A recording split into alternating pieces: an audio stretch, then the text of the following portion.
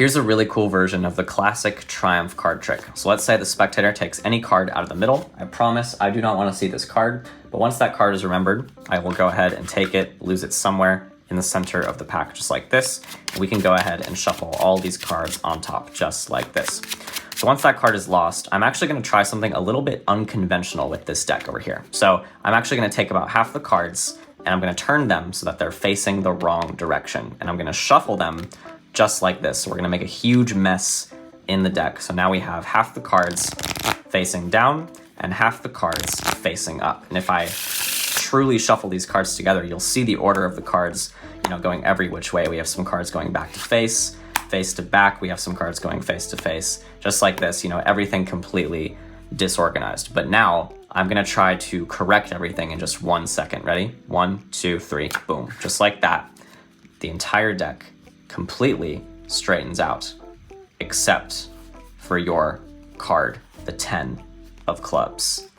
So here's how the trick works. Just a fair warning, it is a bit heavy in terms of sleight of hand, but this is how it works. So the spectator can choose any card. Let's say we have the 3 of spades. You're gonna go ahead and control this card to the second position by doing a Marlowe tilt, just like this. And then you can false shuffle this card all the way back up to the top of the deck, just like this. Once those cards are back on top, I'm gonna turn everything over, and I'm actually going to turn over these bottom 2 cards on the deck by doing a half pass, just like this. Once those cards are turned over, I'm gonna get a pinky break on that bottom card and transfer it to a thumb break. I'll swing cut half the cards over into my other hand, and I'm gonna drop this card with a thumb break on top of this pile as I now turn both of my wrists over and point, showing that I'm turning over half of the deck. Now I'm gonna Pharaoh shuffle these cards, and I just need to make sure that this top card of this face-up packet goes on top of this face-down card. So once I Pharaoh shuffle these cards in this order, I'm now gonna turn the deck like this so that the face-down cards are on the upper half. And I'm now going to riffle through these cards, showing that they're all face down. And then I'm gonna take the entire deck into a 180 like this, turning everything over,